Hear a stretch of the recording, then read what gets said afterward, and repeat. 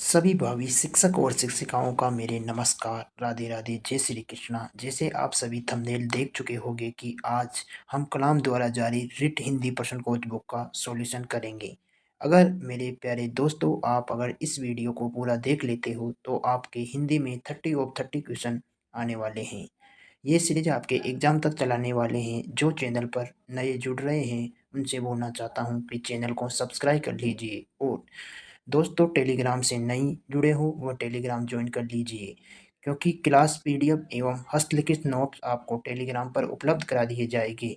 दोस्तों आज का फर्स्ट क्वेश्चन है, रंगमंच अभिनय विधि है। ए ऑप्शन है गद्य, ए ऑप्शन गद्य की विधि, बी ऑप्शन पद्य की विधि, सी ऑप्शन नाटक की, डी ऑप्शन व्याकरण की। सभी दोस्त अपना अपना उत्तर कमेंट बॉक्स में दीजिए। दोस्तों आपका right answer option number C नाटक विधि। दोस्तों आगे चलते हैं, अभिनय विधि के बारे में थोड़ी डिटेल से पढ़ते हैं ताकि यहाँ से पुटअप होने वाला क्वेश्चन आपका गलत नहीं हो। अभिनय विधि का प्रयोग नाटक शिक्षण में किया जाता है। इस विधि के दो उपभेद होते हैं, फर्स्ट कक्षा अभिनय विधि, सेकंड रंगमंच विधि। फर्स्ट कक्षा अभिनय विधि, इसमें अध्यापक छात्रों को नाटक के पात्र की भूमिका बांटे देता है और छात्र अपनी अपनी भूमिका के अनुसार नाटक का वाचिक व कायामिक अभिनय कराता है। इस विधि में छात्र अपनी सामान्य वेशभूषा में रहते हैं। इसमें शिक्षक की भूमिका निर्देशक के रूप में रहती है। इसका प्रयोग कक्षा कक्ष में किया जाता है। इस विधि से नाटक शिक्षण रोचक बन जाता है। इसमें छात्र को भावनाकुल अभिव्यक्ति का अवसर मिलता है। छात्र के व्यक्तित्व का विकास होता है। इसमें रंगमंच व्यवस्था, साज सज्जा, प्रकाश व्यवस्था, ध्वनि व्यवस्था आदि पर समय व धन की बचत होती है। ये विधि मनोवैज्ञानिक तथा उद्देश्यपूर्ण होती है। माध्यमिक स्तर पर नाटक शिक्षण की श्रेष्ठ विधि मानी जाती है। ये विधि सरल, व्यवहारिक व मितव्ययी होती है। इसका सेकंड भाग होता है रंगमंचाभिनय विधि। इसमें छात्र पूरे नाटक को वास्तविक रंगमंच में प्रस्तुत करते हैं। छात्र पात्र की भूमिका के अनुसार उसके हाव भाव, चरित्र तथा शौर्य के अनुसार वास्तविक रंगमंच पर अभिनय करते हैं। इसमें छात्र पात्र के अनुसार ही वेशभूषा करते हैं। इस विधि में नाटक को पूर्ण साज सज्जा के साथ प्रस्तुत किया जाता है। इस विधि में छात्रों को वास्तविक रंगमंच पर नाटक का अभिनय करने का अवसर मिलता है। इसमें जिस उद्देश्य की पूर्ति के लिए नाटक लिखा जाता है उसकी पूर्ति होती है। इसमें रंगमंच की तैयारी, नाटक के निर्देशन, संचालन करने के अवसर मिलते हैं। छात्र में नेतृत्व की शक्ति का विकास होता है। अभिनय के दौरान छात्र को नाटक के पात्र और दृश्य का पूर्व परिचय प्राप्त होता है। इस विधि से प्राप्त ज्ञान स्थायी होता है। दोस्तों नेक्स्ट क्वेश्चन, उद्बोधन विधि का उपभेद नहीं है। ए ऑप्शन दृश्य विधान, बी ऑप्शन अभिनय, सी ऑप्शन कहानी, डी ऑप्शन अनुवादन। सभी दोस्त अपना उत्तर कमेंट बॉक्स में दीजिए, राइट आंसर क्या होगा।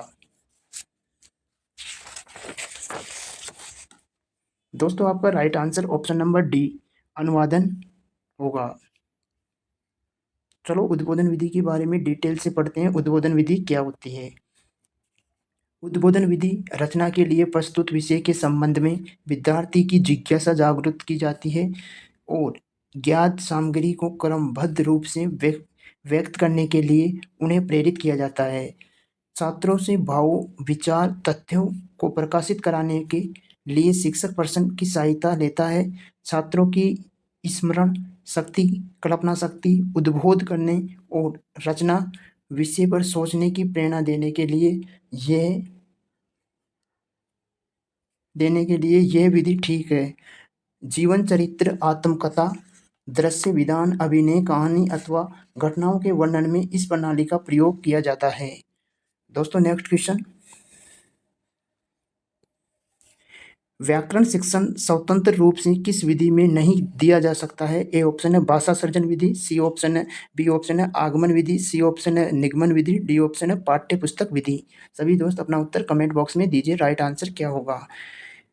दोस्तों आपका right answer option number A होगा भाषा संचरण विधि। भाषा संचरण विधि दोस्तों नेक्स्ट क्वेश्चन, निम्न में से रचना शिक्षण की विधि नहीं है। ए ऑप्शन प्रवचन विधि, बी ऑप्शन निर्देशन विधि, सी ऑप्शन प्रश्नोत्तरी विधि, डी ऑप्शन भाषा संस्करण विधि। सभी दोस्त अपना उत्तर कमेंट बॉक्स में दीजिए। राइट आंसर क्या होगा? दोस्तों आपका right answer option number D होगा, भाषा संस्करण विधि।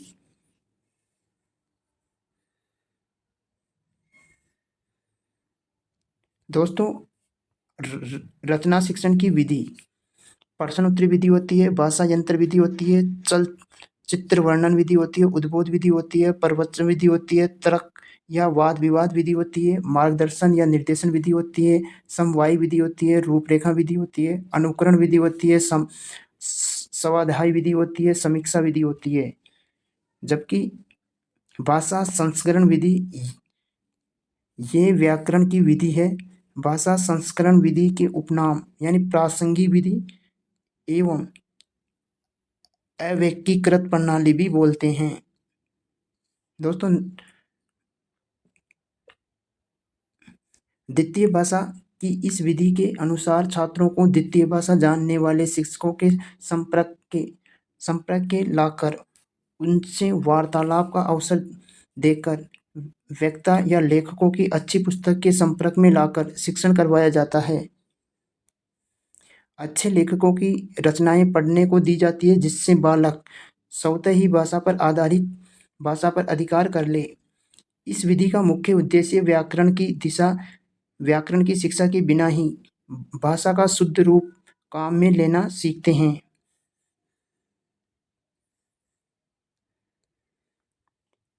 इस विधि में विद्यार्थी बुद्धि और तर्क का सहारा लेते हैं।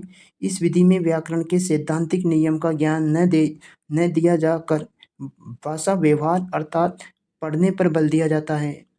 ये विधि छात्रों को शुद्ध अनुकरण के अवसर प्रदान करके द्वितीय भाषा सीखने पर जोर देती है।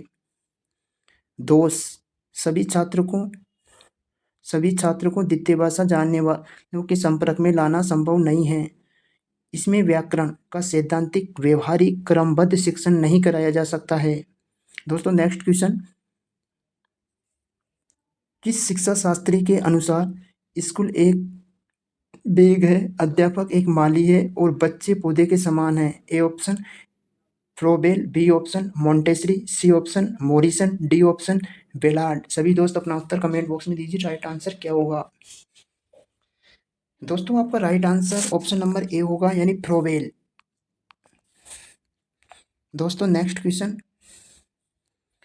कविता शिक्षण के प्रश्नोत्तर प्रणाली को किस नाम से जाना जाता है? ए ऑप्शन व्याख्यान प्रणाली, बी ऑप्शन खंडवन प्रणाली, सी ऑप्शन शब्दा कथन प्रणाली, डी ऑप्शन व्यास प्रणाली। सभी दोस्त अपना उत्तर कमेंट बॉक्स में दीजिए। राइट आंसर क्या होगा? दोस्तों आपका right answer option number B होगा यानी खंडवन विधि। इसका राइट आंसर क्या होगा? खंडवन विधि को ही प्रश्नोत्तरी विधि बोलते हैं। प्रश्न उत्तर अथवा खंडवन विधि कविता की एक एक पंक्ति एवं उसके एक एक खंड पर प्रश्न पूछते हुए बालकों से उत्तर प्राप्त करते हुए यथावश्यक स्वयं स्पष्ट करते हुए कविता का अर्थ बताने की विधि प्रश्न उत्तरी अर्थात खंडवन प्रणाली कहलाती है। इस विधि में पद्यांश के खंड खंड करके प्रत्येक तथ्य भाव विचार से संबंधित प्रश्न पूछा जाता है। अभिष्ट उत्तर प्राप्त करते हुए संपूर्ण विषय वस्तु का परिचय छात्रों को करा दिया जाता है। प्रीति कर काहू सुख न लाहो, प्रेम करने का क्या परिणाम होता है? प्रति पतंग करी दीप सो यानी पतंगा किसको प्रेम करता है? समुक्त माज लाहो यानी उसका क्या परिमाण होगा? दोस्तों नेक्स्ट क्वेश्चन, निम्नलिखित में से उपन्यास शिक्षण का उद्देश्य नहीं है। ए ऑप्शन छात्रों को स्वस्थ मनोरंजन की ओर उन्मुख करना, बी ऑप्शन छात्रों को द्रुत गति से मौन वाचन का अभ्यास कराना, सी ऑप्शन है अभिनय में निपुणता प्रदान करना, सी ऑप्शन भाषा एवं शैली के प्रचलित रूप से परिचित कराना। सभी दोस्त अपना उत्तर कमेंट बॉक्स में दीजिए। राइट आंसर क्या होगा? दोस्तों आपका right answer option number B होगा यानी छात्रों को द्रुत गति से मौन वाचन का अभ्यास कराना। दोस्तों उपन्यास विधि के बारे में डिटेल से देखते हैं। क्या उपन्यास विधि?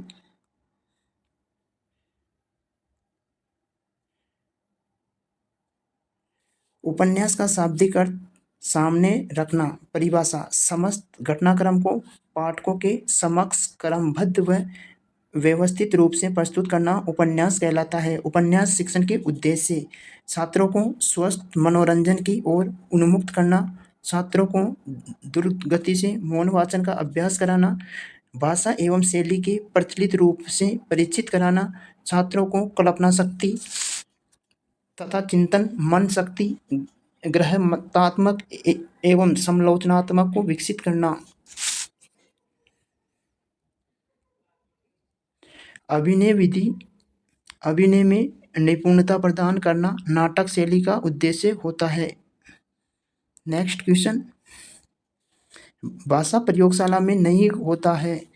ए option mobile, B option microphone, C option tablet tape recorder, D option video recorder. सभी दोस्त अपना उत्तर कमेंट बॉक्स में दीजिए। राइट आंसर क्या होगा? दोस्तों आपका right answer option number A होगा, यानी माइक्रोफोन भाषा प्रयोगशाला में नहीं होता है। दोस्तों भाषा प्रयोगशाला विधि: विश्व की पहली भाषा प्रयोगशाला विधि का निर्माण अमेरिका में हुआ। प्रवर्तक लॉरेंस एस्टोलोरो एवं डैनियल डेविस। ये एक कक्षा शिक्षण की पूरक विधि है। कक्षा में जो पढ़ाया गया उससे संबंधित अभ्यास करवाया जाता है। इसमें प्रयोगशाला में छोटे छोटे केबिन या बूथ बने होते हैं जिनमें छात्र बैठते हैं। इसको श्रवण प्रकोष्ठ भी कहते हैं। प्रत्येक केबिन में शीर्ष ध्वनि यंत्र यानी एयरफोन, माइक्रोफोन, ध्वनि विस्तार यंत्र, टेप रिकॉर्डर, वीडियो रिकॉर्डर व कुछ कैसेट होती है।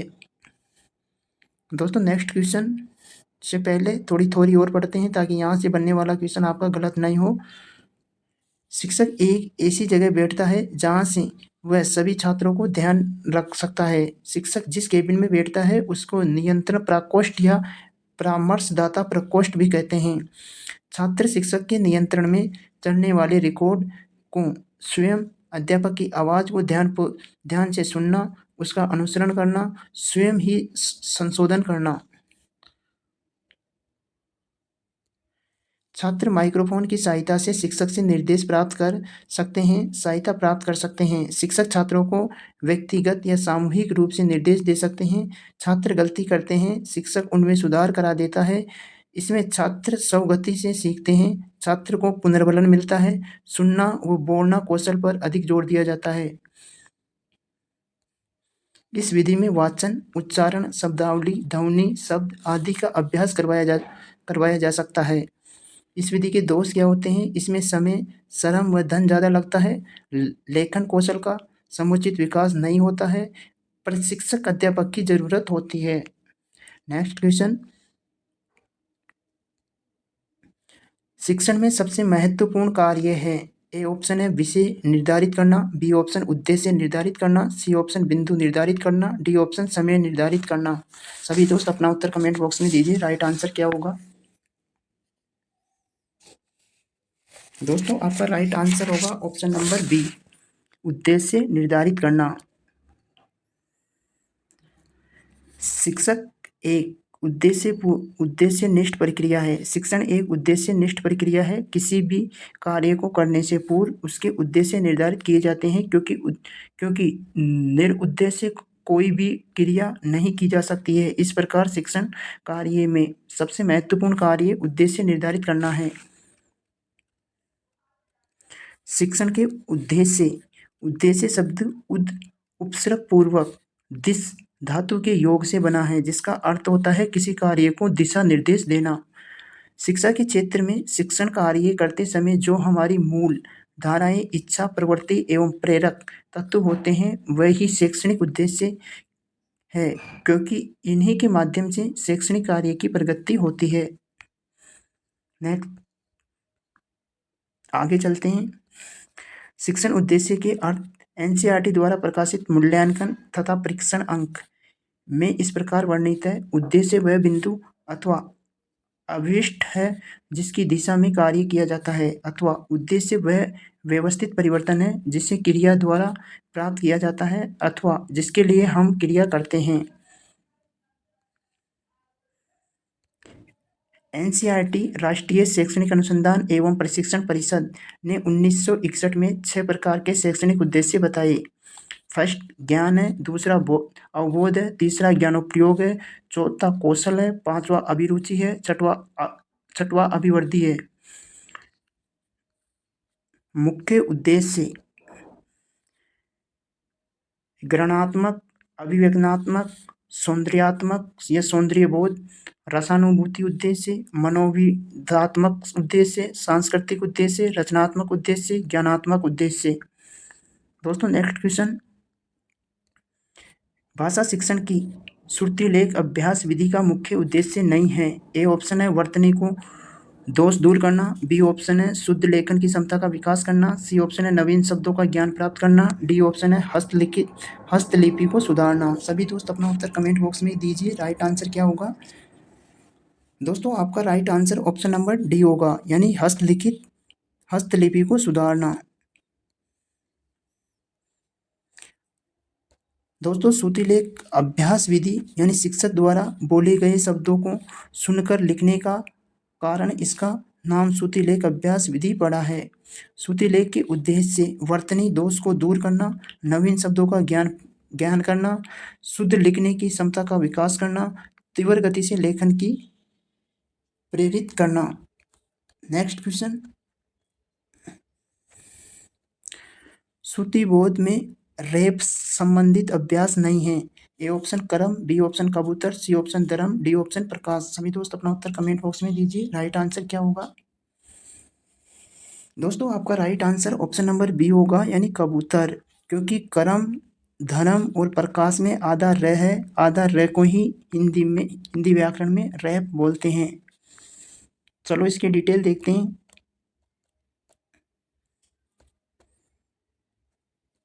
उच्चारण संबंधित अशुद्धियां, अक्षर संबंधित अक्षर और संयुक्त अक्षर, मात्रात्मक, अनुनासिक, ध्वनि नासिक, स्वराघात, ध्वनि में होती है ध्वनि लोप, ध्वनि अभिव्यक्ति, ध्वनि विपर्णय। र के विभिन्न रूप होते हैं। र सामान्यतः प्रयोग रमेश, रमा, रहीम, रजनी, राम। रेप स्वर रहित र को व्याकरण में रैप बोलते हैं। जब इसका प्रयोग दो वर्णों के बीच में हो तो ये अपने आगे आने वाले वर्ण के शिरोरेखा पर लगता है। इसके उच्चारण में सावधानी रखना अति आवश्यक है। जैसे चरम, मरम, करम और गरम। यदि आगे वाले वर्ण की शिरोरेखा पर मात्रा हो तो र उस मात्रा के आगे लग जाता है। जैसे गर्वित, गर्मी, सर्दी। स्वर सहित र का प्रयोग, स्वर सहित र का प्रयोग। र से पहले यदि स्वर रहित व्यंजन हो तो ये अपने पहले वाले वर्ण के साथ अर्थात स्वर व्यंजन के साथ जोड़ा जाता है। इस र को व्यंजन के पैर में लगाने के कारण इसे पदेन कहते हैं। इसका प्रयोग दो प्रकार से होता है।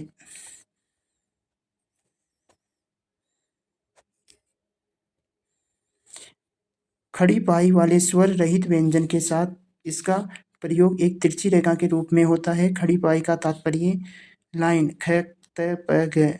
जब इस प्रकार के खड़े लाइन वाले स्वर रहित व्यंजन के साथ र जुड़ता है तो खर, पर, घर इस प्रकार से तिरछा लिखा जाता है। छोटी पाई वाले स्वर रहित व्यंजन र उल्टा लिखा जाता है। दोस्तों नेक्स्ट क्वेश्चन होगा। दोस्तों नेक्स्ट क्वेश्चन, शब्द भंडारण में वर्ती के लिए सर्वाधिक उपयोगी है। ए ऑप्शन है गद्य विधि, बी ऑप्शन है पद्य शिक्षण, सी ऑप्शन है व्याकरण शिक्षण, डी ऑप्शन है अलंकार शिक्षण। सभी दोस्त अपना उत्तर कमेंट बॉक्स में दीजिए, राइट आंसर क्या होगा। दोस्तों आपका right answer option number A होगा, यानी गद्य शिक्षण। गद्य शिक्षण के उद्देश्य यानी व्याकरण का ज्ञान देना, छात्रों के शब्द भंडारण में वृद्धि करना, छात्रों में कल्पना शक्ति व चिंतन मनन का विकास करना, वाचन की क्षमता का विकास करना। नेक्स्ट क्वेश्चन,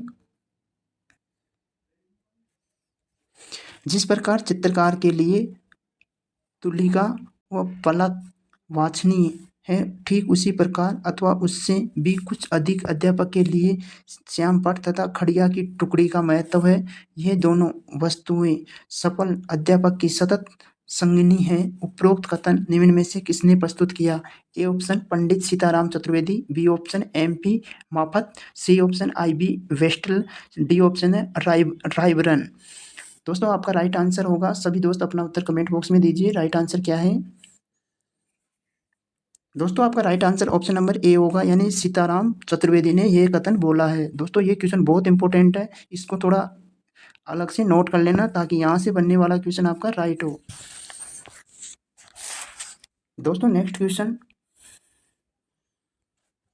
व्याकरण शिक्षण प्रणाली में किस प्रणाली को विकृत रूप में सुगा प्रणाली भी कहा गया है? ए ऑप्शन है निगमन प्रणाली को, बी ऑप्शन है अव्यकृत प्रणाली को, सी ऑप्शन है पाठ्य पुस्तक प्रणाली को, डी ऑप्शन है आगमन विधि को। सभी दोस्त अपना उत्तर कमेंट बॉक्स में दीजिए। राइट आंसर क्या होगा? दोस्तों आपका राइट आंसर होगा ऑप्शन नंबर सी, पाठ्य पुस्तक प्रणाली को। दोस्तों आगमन विधि के बारे में थोड़ी डिटेल देखते हैं ताकि आगमन विधि से आने वाला कोई भी क्वेश्चन आपका गलत ना हो। आगमन विधि, इस विधि में व्याकरण के नियम को प्रत्यक्ष न बताकर उदाहरण द्वारा बालकों को निकलवाए जाते हैं। व्याकरण जैसे विषय को आगमन प्रणाली के माध्यम से अत्यंत रोचक व सरल बनाया जाता है। आगमन विधि के 2 सोपान होते हैं, प्रायोग विधि एवं सहयोग विधि।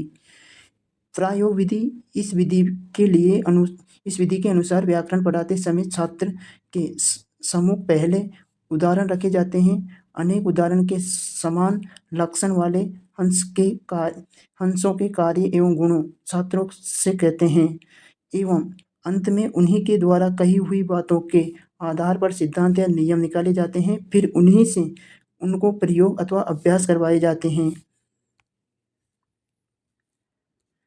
उदाहरण प्रस्तुत कर से संबंधित अनेक उदाहरण छात्रों के सम्मिलित प्रस्तुत किए जाते हैं। तुलना एवं विश्लेषण, उन उदाहरणों की परस्पर तुलना करना, विश्लेषण करना, उनसे व्यक्त समान लक्षण एवं विशेषताओं को समझाना। नियमीकरण या निष्कर्ष, लक्षणों के विश्लेषण के आधार पर नियम या निष्कर्ष या परिभाषाएं निकालना। प्रयोग या अभ्यास या परीक्षण, निकाले गए निष्कर्ष या नियम की पुष्टि के लिए अनेक प्रयोग करना, उनका अच्छी तरह से अभ्यास करना। इन्हीं अभ्यासों से नियम का परीक्षण किया जाता है। उपरोक्त सोपान के अनुसार व्याकरण के शिक्षण द्वारा भाषा का व्यवहारिक ज्ञान प्राप्त होता है।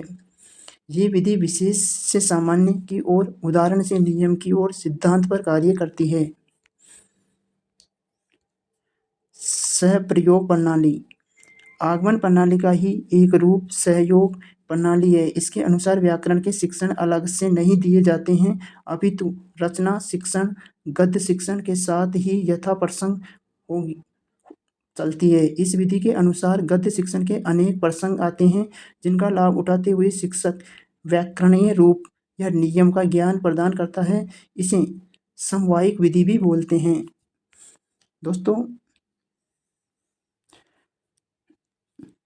सहयोग प्रणाली का ही दोष है कि व्याकरण की विविध शिक्षा नहीं हो पाती है। यथा प्रसंग की आवश्यकता नियमबद्धता दिए जाते हैं। इस विधि की ये विशेषता कि व्याकरण पृथक विषय न होकर भाषा शिक्षण के संदर्भ में ही पढ़ा जाता है। आगमन प्रणाली में वाक्य व्याकरण शिक्षण का पहला आधार है, फिर उपवाक्य, सहवाक्य तथा शब्दों तक पहुंचना स्वाभाविक पद्धति है। इस विधि में वाक्य में ही विविध शब्दभेद, कार्य, उपयोग आसानी से समझाए जा सकते हैं। सरल शब्दों में कहा जा सकता है कि वाक्य विश्लेषण की शिक्षण हेतु आगमन विधि उपयोगी मानी जाती है। दोस्तों नेक्स्ट क्वेश्चन, नवीन शिक्षण पद्धति में प्रोजेक्ट पद्धति के व्यापक प्रयोग का श्रेय किसको जाता है? ए ऑप्शन ड्यूवी और किलपैट्रिक, बी ऑप्शन स्टीवेंस और रिचर्ड्स, सी ऑप्शन कुमारी हेलन एवं पार्क हर्सल, डी ऑप्शन है कोल्ट्रन एवं वाट्सबन। सभी दोस्त अपना उत्तर कमेंट बॉक्स में दीजिए। राइट आंसर क्या होगा? दोस्तों आपका right answer option number A होगा, यानी ड्यूविनी एवं किल्पैट्रिक। प्रोजेक्ट विधि या प्रयोजन विधि, विचारधारा या अवधारणा जॉन डीवी ने दी, प्रतिपादन करते विलियम हेनरी किल्पैट्रिक, स्तर होता है माध्यमिक। चलो दोस्तों आज की क्लास को यहीं समाप्त करते हैं, मिलते हैं नेक्स्ट क्लास में। सभी दोस्तों को all the best, thank you.